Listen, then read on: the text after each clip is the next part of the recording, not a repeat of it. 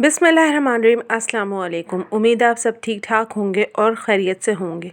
तो रमज़ान की तैयारियां जो मुकम्मल होने पे हैं और सारे अब जो है बारी किचन में आ गई है और किचन की बारी में मैंने सारे जार्स जो हैं ये धो के रख दिए हैं। पहले थोड़े मसाले निकाल के जार धो दिए थे, फिर बाकी जो सूख गए तो उनमें दूसरे जो है मसाले डाल दिए। तो इस तरह से एक दूसरे के अंदर ट्रांसफ़र कर करके मैंने सारे जार्स भी अपने धो दिए और किचन की भी काफ़ी चीज़ें जो हैं अल्लाह का शुक्र है साफ़ सुथरी हो गई और मैनेज हो गई हैं। और जो सामान मेरे पास ख़त्म हो गया था वो भी मैंने रिफ़िल कर लिया है सारा। तो इस तरह से किचन का काफ़ी काम जो है वो सिमट गया है और घर की भी सफाई हो गई है। तो बस अब 10-15 दिन ही मुश्किल हैं रमज़ान शुरू होने में। तो दुआ तो यही कि अल्लाह ताला सब के रोज़े जो है साथ खैरियत से गुज़रवा दें और सब के रोज़े मुकम्मल हो और हमारी इबादत और जितनी भी चीज़ें अल्लाह ताला वो हमारी जो है कबूल फ़रमाए। और जितने भी लोग बीमार हैं अल्लाह ताला उनको सेहत शफ़ा अता फ़रमाए और सबकी मुश्किलों को आसान करे, सबकी परेशानियों को दूर करे। तो रहमतों और बरकतों वाला महीना आ रहा है और इस महीने में अल्लाह ताला की ख़ास रहमतें और बरकतें होती हैं कि हम रोज़े के साथ अपनी सारी जो है हमारे मामलात ज़िंदगी के काम भी हो रहे होते हैं, इबादत भी हो रही होती हैं और सारे काम अल्लाह ताला पूरे करवा देते हैं। जबकि आम दिनों में हम कितना बोलते हैं कि आज बहुत सुस्ती वाला दिन है, कुछ करने का दिल नहीं चाह रहा और खाना बनाने का दिल नहीं चाह रहा, सफाई का दिल नहीं चाह रहा। लेकिन ये ऐसा महीना है कि इसमें रोज़ा रख के हम सारे काम कर रहे होते हैं और बल्कि थोड़े एक्स्ट्रा ही काम कर रहे होते हैं, लेकिन फिर भी अल्लाह ताला सारे काम हमारे जो है खुश उसलूबी से पूरे करा देते हैं, क्योंकि ये महीना है ही ऐसा रहमतों वाला, बरकतों वाला। तो यहाँ पर जो मेरी चीज़ें हैं वो मैं रिफ़िल करती जा रही थी और साथ के साथ मैं खाना भी बना रही हूँ। आज मैं बना रही थी कीमा और गोभी।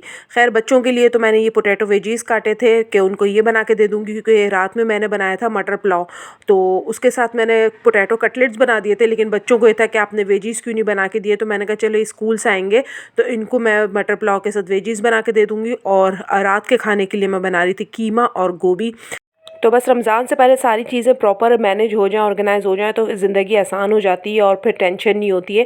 फिर ये है कि 15 रमज़ान में जाके चीज़ें कुछ थोड़ी बहुत खाली होंगी तो उनको दोबारा रिफ़िल कर लूँगी मैं। लेकिन अभी ये है कि माशाल्लाह सारी चीज़ें जो है वो भर चुकी हैं और सौदा जो है वो मैं लेकर तो आई थी सारा ग्रॉसरी का, लेकिन एक चक्कर जो है दोबारा लगेगा, क्योंकि शरबत वगैरह जो रमज़ान के मशरूबात होते वो नहीं लेकर आई, ये चीज़ें नहीं लेकर आई थी। तो ये चीज़ें जो लानी है कि रमज़ान में जो ख़ास इस्तेमाल होती हैं, बस ये थोड़ी बहुत चीज़ें लेकर आनी है। तो इनकी एक दोबारा से एक छोटी सी जो है वो शॉपिंग होगी ग्रॉसरी की और सारा सामान जो है कंप्लीट हो जाएगा इंशाल्लाह। तो बस इसके बाद जो है कुछ रमज़ान की मील प्रिपरेशन भी करनी है कि मील में क्या पकाना है। अगर ये चीज़ें डिसाइड हो जाना तो बहुत आसान होता है। और मेरे घर में तो यही है कि इफ्तार में डायरेक्ट खाना खाने का ही जो है वो उसूल है कि उसके साथ कोई एक चीज़ बना ली। एक दिन छोले की चाट बना ली, एक दिन दही बड़े बना लिए, फ्रूट चाट रेगुलर बनती है, वो तो कंपलसरी है कि वो रोज़ बनती है। लेकिन यह है कि रोज़ मतलब बिल्कुल तलन बुलन का पकोड़े समोसे रोज़ाना खाने के हमारे यहाँ जो है वो रिवाज नहीं है। बच्चों के लिए बना लेती हूँ कभी एक दिन छोड़ के एक दिन में, लेकिन रोज़ नहीं खाते हम। तो डायरेक्ट खाना खाने का ही है। तो खाना खा लेते हैं, उसके बाद फिर ये है कि रात तक हमें खाने की कोई मतलब भूख महसूस नहीं होती है।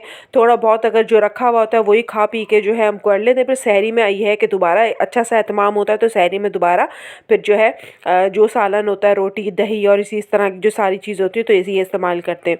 तो बस मेरी तो तैयारी चल रही है। आप लोग बताएं आपकी तैयारी कहाँ तक पहुँची है और रमज़ान के क्या क्या आप लोग काम कर चुके हैं।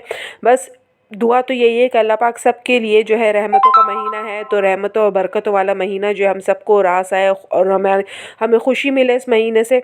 तो रमज़ान के साथ साथ जो है अल्लाह ताला एक एक्स्ट्रा एनर्जी दे देते हैं कि हम काम भी कर लें, अफ्तारी भी बना लें, घर वालों को भी देख लें, सारी चीज़ें।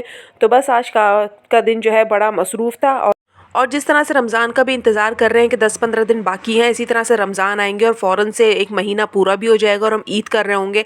और जो है बस रमज़ान जाने का बड़ा अफसोस होता है, क्योंकि रमज़ान में जो रूटीन है ना बहुत अच्छी हो जाती है। हम अपनी नॉर्मल रूटीन में भी नमाज़ और कुरान पढ़ रहे होते हैं, लेकिन रमज़ान में ना हमें फ़िक्र होती है और काम से ज़्यादा हमें ये होता है कि ना पहले हम नमाज़ और कुरान पढ़ लें, उसके बाद हम दूसरे काम निपटाएंगे।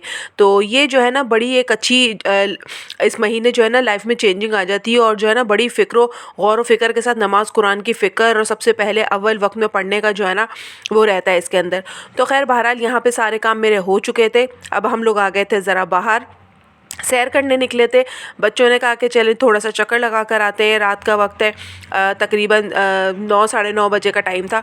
तो बच्चों ने कहा कि चले थोड़ा सा हम मम्मा पापा चक्कर लगा कर आते हैं। तो हम लोग बाहर निकल गए थे बच्चों को लेकर थोड़ी आउटिंग करने के लिए। तो बस सारे दिन की मसरूफ़ियत उतारने के लिए फिर मेरे शौहर जो है वो यहाँ हमें लियाकताबाद लेकर आ गए थे, जो मशहूर ज़माना गोलगप्पे लालू खेत के, कि जब भी गोलगप्पे खाने का दिल चाहता है ना तो यहीं लेकर आते हैं, क्योंकि ऐसे गोलगप्पे पूरे कराची में नहीं मिलते। तो बस मैं भी बहुत इंजॉय करती हूँ, मेरे बच्चे भी बहुत इंजॉय करते हैं, बल्कि हम सब बहुत मज़े से और शौक़ से खाते हैं वाले, क्योंकि इसका टेस्ट सबसे ज़्यादा डिफरेंट होता है। तो यहाँ पे हम गोलगप्पे खाने आ गए हैं और इसी के साथ व्लॉग का एंड करती हूँ। आप बताइएगा आपको मेरा व्लॉग कैसा लगा, और मेरे चैनल पर तो लाइक सब्सक्राइब कीजिएगा, और इसके साथ ही इजाज़त चाहती हूँ। अल्लाह हाफ़िज़।